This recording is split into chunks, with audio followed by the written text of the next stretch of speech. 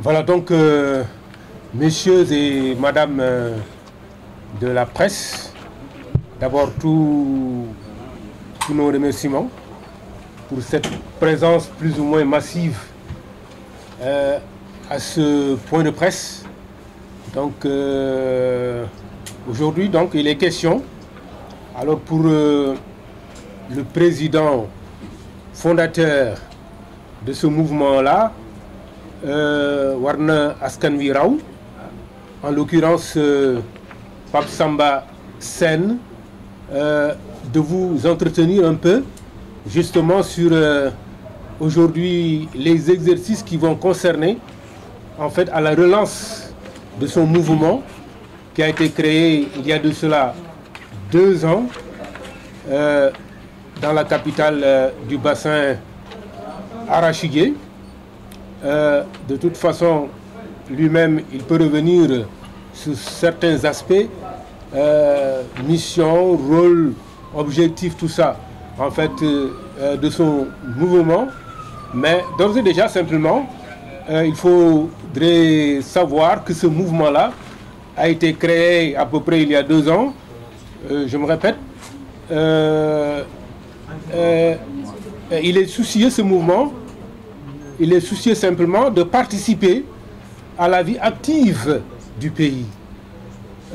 D'abord au plan social et aussi au plan du développement socio-économique. Et donc, il a été ainsi question pour ce mouvement.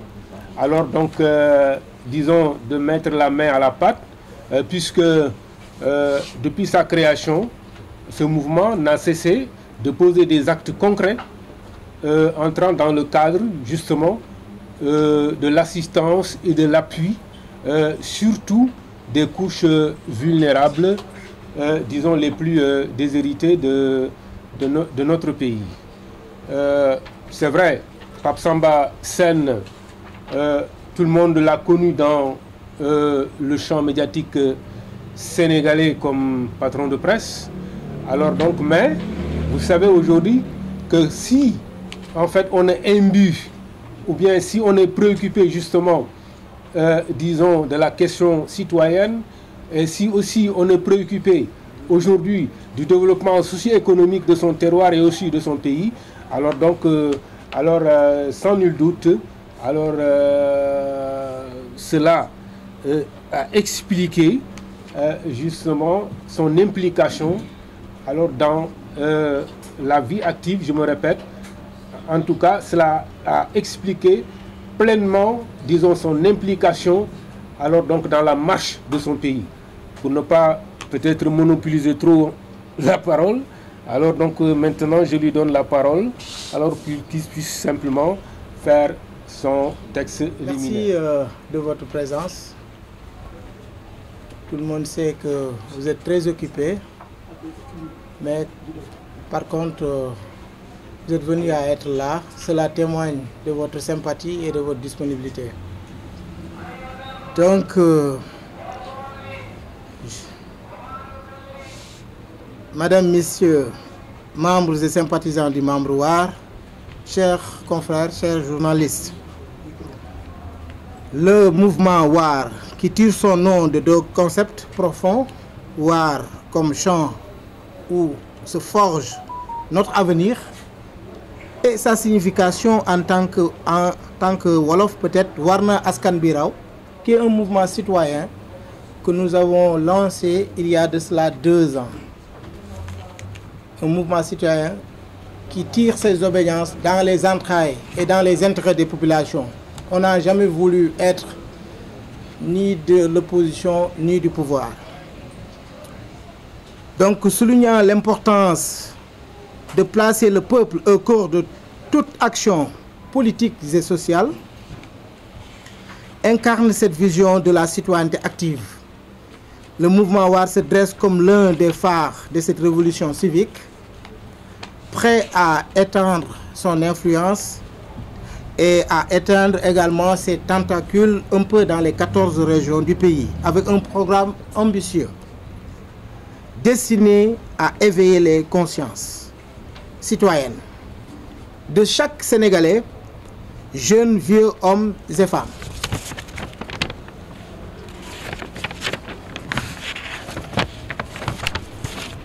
Donc, pour la restauration des valeurs civiques et républicaines, au cœur de notre combat se trouvent les valeurs républicaines et civiques, comme je l'ai dit tantôt, qui ont longtemps été le fondement de notre société.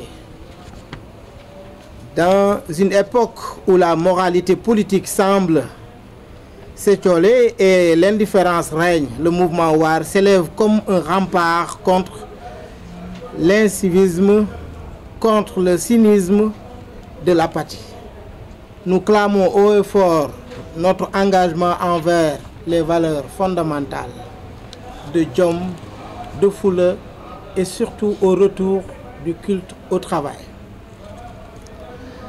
L'amour de la patrie et le respect des institutions et la primauté des biens communs et les intérêts particuliers, cela doit être toujours sacré. Le mouvement War s'engage à mettre en œuvre un vaste programme de sensibilisation dans tout le pays. Mais sa cible reste particulièrement les jeunes, la couche juvénile de la population sénégalaise. Ñu ngi leen di nuyu, di leen gërëm, di leen sant. Man maa ngi tudd Pape Samba Sène, maay président du mouvement citoyen War. War mu ngi tekki war na askan bi raw. Bokkuma ci benn parti politique buy kujjee wala buy opposition ndax mouvement bi ñu indi fii tey ñu war ko relancer sos nañ ko il y a de cela 2 ans ñu ngi ko sosoon ca Saloum fa mu fekk baax def fa ay activités mu tombé tuuti ci fin Covid bi ñuy fépp fu ñu jaar muy collège muy lycée Valdiodio muy feneen ñu jëflanteeg ñoom te loolu mosuñ ci jóg. te duñ ci jóg mukk parce que li ñu gëm moom mooy jàppalante ak dimbalante waroo xaar boo ne da nga toll ci benn posture bi walla benn position bi pour def ko sacerdoce la ci ñun ndax bëri na ñoo xam ne tey ñu ngi fii nii ay journalistes lañ xamante nañ ci terrain bi amante nañ kóllëre amante nañ ay baax ak ay jëflante ci bu rafet te ñu ngi teew fii. Donc li nga xam ne mooy suñu mëbëb di suñu yéene di suñu objectif mooy askan bi delluwaat gëmaat Sénégal que Sénégal war na tegu ci yoon ndaw ñi tamit chimère yi ñu leen doon jaay ak yenn slogan creux yi yooyu ñu xam ne kat liggéey mooy jëmale réew ca kanam kon ñun bokk nañ ci ñi gëm ne ay toog muy dox non ñun dañ gëm ne da ngay dox muy dox donc ainsi que jël jeunes yi gëmloo leen que Jakarta wala 2 roues rek moo war a indi meññanteef non ñun dañu gëm ne lépp looy liggéey même boo tegee café bi gëm ko sellal ko dafa war a jàll te valeurs yi nga xam ne tey suñu politique yi ak gouvernement yi fi jaar depuis une décennie dañ ñu xaw a tooñ bu baax a baax tooñ bi ñu tooñ mooy bu njëkk boo duggoon école wala ngay dugal école sa doom dafay jéem a roy ci monsieur ne monsieur la bëgg a niru wala jàngalekatam wala xam ne jàng rek mooy indi koom ëllëg ñu dem ba jaay ñu ne da ngay snap wala da ngay bëree wala da ngay def leneen lu gën a yomb tedd ba mu am benn impact négatif ci ndaw ñi loolu nag dañ ci bëgg a taxaw di ci wax di ci jëf War nag dinañ ko yaatal mu dem ci région yëpp donte def na Saloum def na Thiès def na banlieue bi réew mi jaxee nag comme ñun politique du suñu liggéey ñu def benn taxaw seetlu tey jii moom mooy relance bi ñu ngi leen di gërëm ci seen teewaay bu rafet ak teewaay bi nga xam ne teewaay bu massif la et on est à votre disposition. Notre métier, c'est un peu en quelque sorte l'observation. Il y avait beaucoup de couacs, des empoignades et une crise avec de la violence et autres. Nous autres, on n'est pas des politiciens professionnels. Et d'ailleurs, c'est ma philosophie. Moi, je crois dur comme fer que la politique ne doit pas être un métier. Donc c'est ça qui explique cette petite pause qu'on peut appeler, peut-être qu'on était en berne et on faisait ce qu'on faisait en sourdine, mais peut-être on n'était pas au devant, on n'était pas sous les projecteurs. Oui. J'ai deux questions. La première, le Sénégal vient d'avoir un nouveau régime avec un jeune président de la République. Quelle appréciation faites-vous de l'élection présidentielle, le déroulement de la campagne et l'élection de M. Bassirou Diomaye Faye? La deuxième question, vous incarnez des valeurs et depuis un certain temps, on vous connaît critique à travers certaines pratiques qui se font au Sénégal. Aujourd'hui, quelle est votre position et quelles sont les attentes par rapport à ce nouveau régime? Ok.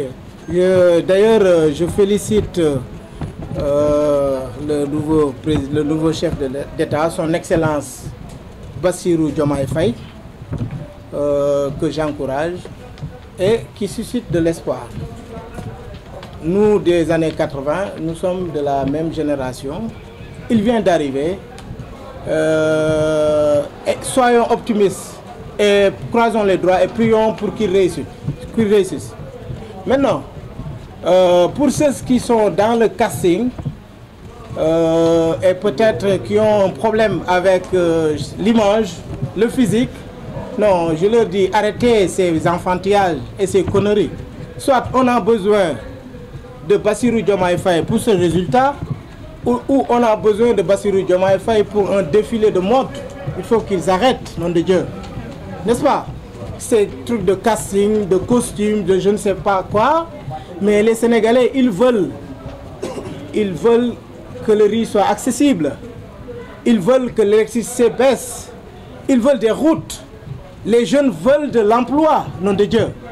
Donc, moi, j'étais aigri et meurtri au fond de moi lorsque j'ai vu que de l'autre côté, et même du côté de l'opposition, à un moment donné, il fallait tirer sur lui par rapport à son port vestimentaire, par rapport à sa manière de faire. Mais peut-être en pleine campagne électorale, je m'étais dit, ça c'est de bonne guerre. Mais après, il faut qu'il cesse ces enfantillages, nom de Dieu. On est tous Sénégalais, n'est-ce pas? Et j'ai comme l'impression que c'est trop le laisser aller. C'est notre ère, c'est le net, c'est le WhatsApp, c'est Facebook, c'est les lives. Mais il faut savoir raison garder et surtout prioriser l'essentiel et non pas s'arrêter toujours sur les détails. Voilà. Waaw, Bassirou Diomaye Faye, son excellence, maa ngi koy féliciter moom ak Ousmane Sonko di leen ñaanal ñu réussir seen mission. D'ailleurs sax man dama xawoon a mel ni ku ñuy jam ay puso bi ma gisee ci biir campagne bi ñi nga xam ne ñoo doon jonganteeg moom melukaan lañ doon xool ak colin. Mais je leur ai dit mais c'est quoi ces histoires? Mais nañu arrêté loolu nag bu fekkee ne si biir campagne la woon c'est de bonne guerre. Mais après la campagne soit les Sénégalais dañuy soxla un président boo xam ne dina wàññi dund gi wàññi ceeb bi ñu arrêté toog muy dox ñëpp gëmaat liggéey journaliste bi ñu respecté ko kenn du ko brutaliser kenn du ko exploiter. Parce que aussi booy joxe ay leçons li ñuy wax booy digle sangu nañ la ci fekk il faut balayer devant sa porte. Donc Bassirou Diomaye Faye suñu génération la xale la jàng fa mu war a jàngee. Am na ku ñu wax ne d'ailleurs expérience mais expérience bu fekkee ne depuis 1960 ñi am expérience jëmale wuñ ñu fenn bu ñu nax noonu de Dieu. Sénégal fan la dem bu ñu yeewoon Valdiodio ak Senghor dañuy ku ci nekk da ngay dem sa kër. Il y a trop de laisser-aller. Certes kenn du nekk un nihiliste defuñ fi dara ay quelques télé yooyu mais il pouvait mieux faire. Côté immatériel nag foofu vraiment fii lañ toog kum doonul sa mbokk rek méttiwul jël fi ay doomu Sénégal yoo xam ne ànduñ ak un régime mais coono bu nekk ak rey soo doonee kilifa diine wala nga doon kilifa aada wala nga doon borom kàddu xooloo askan bi li ngay xool rek mooy lañ lay ceebal yooyu nag vraiment il faut que mu arrêter pour que ñu Sénégal mu amaat beneen regain d'enthousiasme ñëpp songu ko mu jëm sa kanam ku ci nekk def li nga war a def vaches yi dañuy les vaches seront mieux gardées donc côté boobu maa ngi koy féliciter moom Bassirou Diomaye Faye di ko wax ne ko yi muy sol yooyu bu mu ci changer dara mais fii ba 3 mois na teg ay actes yoo xam ne dina dalal xel su ko deful nag ñun suñu parti politique du Pastef du Bassirou Diomaye Faye du keneen askan bi la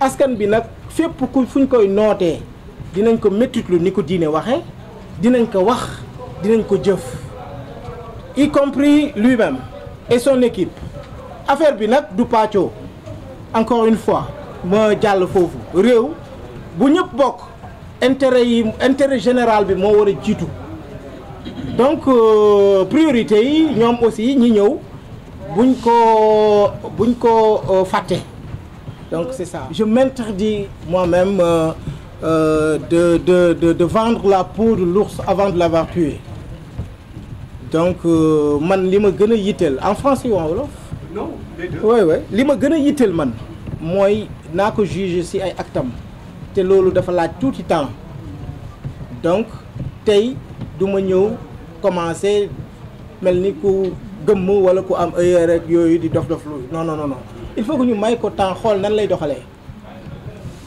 donc ci position yi mu jotoon a jël en tant que kuy seetaan lu bari kuy observer la scène politique mais dama ko mës a admirer parce que je me rappelle Mouhamed Ndiaye am na question bu mu ko laaj bu mu ko laajee ne ko est-ce que position Ousmane Sonko bi mu jël ci assises yi et nangam je pense que il a sorti le mot naafeq ñun duñu ay naafeq tout de go et am na feneen fu mu ko def ci plateau Maïmouna Ndour Faye am na feneen fu mu ko def donc ku mel noonu damay gis man ay position am dama ci gis sam bopp parce que ñun kenn duñu layam yi wala nga berne ñu donc koo gis ñu naan dañ ko jënd rek parce que ñun depuis 2000 ça fait 24 ans que ñu ngi ci scène bi donc bu ñu sampee dara mu intéressé pouvoir ñu ne leen ñun askan bi moo ñuy tax a ñor mu